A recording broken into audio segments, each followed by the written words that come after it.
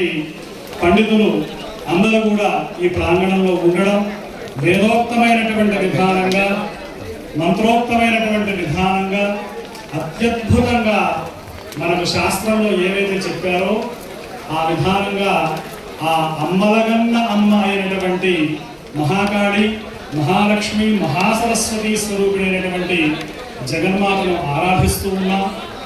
Corona సమయంలో మొక్కుకున్నటువంటి మొక్కు లోకమంతా చల్లగా ఉండాలి అని చెప్పి మా పండగ సంతోష్ కుమార్ శర్మ అప్పుడు అనుకొని ఈ యొక్క కార్యక్రమాన్ని సంకల్పం చేసి 5 సంవత్సరాల యొక్క కృషి ఈ సహస్రచండీ మహాయాగం.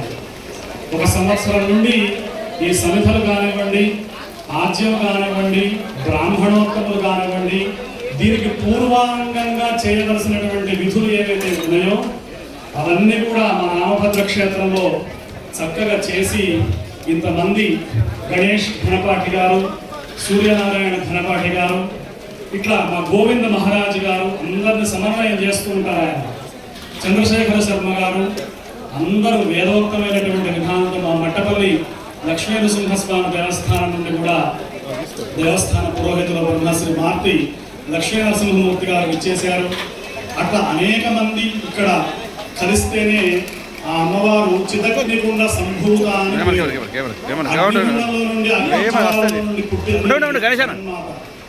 మహిషాసురుడు, ఒక రక్తాక్షుడు, ఒక రక్తబీజుడు, మధుగైరభులు, ఇట్లా అనేక మంది రాక్షస సంహారం చేసినటువంటి జగన్మాత మనకు విద్యాప్రదాన తెల్లని వస్త్రాలు కట్టుకొని విద్యను అందించేటువంటి సరస్వతి స్వరూపంగా, ప్రసన్న స్వరూపిణిగా ఉంటుంది. అందుకే ఆ సరస్వతి అమ్మవారు ఎప్పుడు సంచారం చేస్తుందంటే బ్రాహ్మీ ముహూర్తంలో సంచారం చేస్తుంది. తెల్లవారుజామున ఎవరైతే చదువుకుంటారో వాళ్ళకి సరస్వతి అనుగ్రహం కలుగుతుంది. ఇక మరి మా తల్లులందరూ కూడా సాయంత్రం సూర్యాస్తమయం కాగానే దీపాలు పెడుతూ ఉంటారు. లక్ష్మీదేవి తిరుగుతూ ఉంటుంది సాయంత్రం కూడా. ఏ ఇంట్లో దీపం పెట్టారు, ఏ ఇంటి ముందు ముగ్గు ఉంది, ఇక మహాకాళి అమ్మవారు ఆమె ఎప్పుడు సంచారం చేస్తుందండి అంటే రాత్రి 12 గంటల తర్వాత మహాకాళి అమ్మవారు సంచారం చేస్తూ ఉంటుంది. అందుకే గ్రామాల్లో గజ్జల శబ్దాలు వినబడుతూ ఉంటాయి. గ్రామ దేవతలు ఉంటారు. ప్రతి గ్రామ దేవత మనల్ని రక్షించింది. ప్రపంచం మొత్తానికి కరోనా దెబ్బ తగిలింది, కానీ భారతదేశంలో డెత్ రేట్ చాలా తక్కువ. ఎందుకండి అంటే మనకు వీధి వీధికి, గల్లీ గల్లీకి ఒక అమ్మవారు, ఒక ఆంజనేయ స్వామి, ఒక రావి చెట్టు, ఒక వేప చెట్టు, ఇవన్నీ ఒక గోపు, ఇవన్నీ కూడా భారతదేశంలో ఉన్నాయి. కాబట్టి చాలా మందికి భారతదేశంలో కూడా వచ్చినప్పటికీ మన వెంటనే కోలుకున్నారు. డెత్ రేట్ అనేది ఐ థింక్ 1% అనుకుంటాం మనలో భారతదేశంలో. మిగతా దేశాల్లో చాలా ఎక్కువగా ఉంది. కాబట్టి ఎందుకు చెబుతున్నారంటే ఈ సంస్కృతి అంత గొప్పది, భారతీయ సంప్రదాయం అంత గొప్పది, మహర్షుల యొక్క సంప్రదాయం అంత గొప్పది. ఈ మహాపూర్ణాహుతి కార్యక్రమం జరగబోతున్నది. అత్యద్భుతంగా మనం వీక్షిస్తున్నాం. ఇంతమంది పండితుల్ని ఒక చోటికి పిలిచి చేయాలి అంటే అది సాధ్యమయ్యేటువంటి విషయం కాదు. మా సంతోషం అందరినీ సమాధానం చేసి సమన్వయం చేసి కార్యక్రమాన్ని ఇంత అద్భుతంగా జరిపిస్తూ ఉన్నాడు. మన మహాపూర్ణ అభిషేకం. ఈ పొగ ఎవరికైతే కళ్ళలో పెడుతుందో, ఎవరైతే ఈ హోమ ధూమాన్ని పీలుస్తూ ఉంటారో వాళ్ళకి ఆయుష్ అభివృద్ధి జరుగుతుంది అని చెప్పి శాస్త్రాలు చెబుతున్నాయి.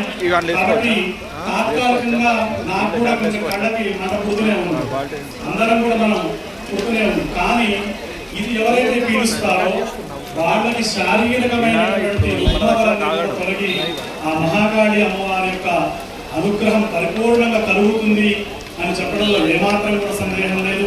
ఈ రావి చెట్టు మీరు చూస్తున్నారు, 500 సంవత్సరాల క్రితం రావి చెట్టు, 500 years నుండి ఈ రావి చెట్టు ఉంది. మీరు కూర్చున్నటువంటి రావి చెట్టు అశ్వత్థ నారాయణుడు అంటారు. కాబట్టి అశ్వత్థ సర్వవృక్షాణం అని చెప్పారు. ఈ గాలి పీలిస్తేనే చాలు జీర్ణకోశ వ్యాధులు నయమవుతాయి. అటువంటి రావి చెట్టు. అలాగే రావి చెట్టుకు అభిముఖంగా దక్షిణాభిముఖుడైనటువంటి ఆంజనేయ స్వామి. ఆ ఆంజనేయ స్వామి మీరందరూ చూస్తున్నారు. ఆయన 40 లోతు వరకు మట్టిలో ఉంటే మేము అందరూ పూర్ణావతికి సిద్ధంగా ఉన్నారా? అద్భుతంగా 108 సార్లు మన్య సూక్తాలు పెద్దలు మరణించాలి మధ్యలో వస్తున్నందుకు కుండాచార్యులందరూ, ఎందుకంటే అక్కడ సమయం ఉందంటేనే మాట్లాడుతున్నాను. అయితే ఆ ఆంజనేయ స్వామి ఇక్కడ మేము 24 గంటల్లో ప్రతిష్టాపన చేశాం. అద్భుతంగా ఈ క్షేత్రానికి ఇచ్చేసినటువంటి మీ అందరి మీద అమ్మవారి అనుగ్రహం కలగాలి. కాశీ నుండి కాశీ గురూజీ రామానంద గురూజీ ఇచ్చేశారు. వారికి కూడా స్వాగతాన్ని పలుకుతూ పూర్ణాహుతి కార్యక్రమాన్ని ముందుకు తీసుకువెళ్ళవలసిందిగా ఋతుజులందరినీ కోరుతున్నాం. రాజా రామచంద్ర మహారాజుకి చిన్న విన్నపం. ఉన్నారో వాళ్ళు కుండా గారికి ద్రవ్యాలు ఇవ్వండి. చివరిలో కుండాచార్యులకు విజ్ఞప్తి, అగ్ని విసర్జనం లేదండి. పూర్ణావతి అవగానే మీరు ఆ అగ్నిని తీసుకొచ్చి ప్రధాన కుండంలో సంయోజనం చేస్తే, సంయోజనం చేసిన తర్వాత మీరు హోమ విసర్జనం మాత్రమే ఉంటుంది. దయచేసి గమనించగలరు. పెద్దలకి అన్యథా భావించద్దు. పూర్ణావతికి సిద్ధంగా ఉండడం వల్ల మేము మధ్యలో రావడం జరిగింది. పాదాభివందనం చేస్తూ మళ్ళీ ఒకసారి వేడుకుంటున్నాం. పెద్దలందరినీ క్షమించవలసిందిగా పదే పదే ప్రాధాన్యపడుతూ ఇక్కడ పూర్ణాహుతి ఇచ్చేయవలసిందిగా వేడుకుంటున్నాము. ఒక్కసారి అన్న గోవిందన్న, దయచేసి మధ్యలో హోమకుండం దగ్గర కాశీ గురుగారు, శ్రీనివాస్ గురుగారు, శ్రీనాథ్ అన్న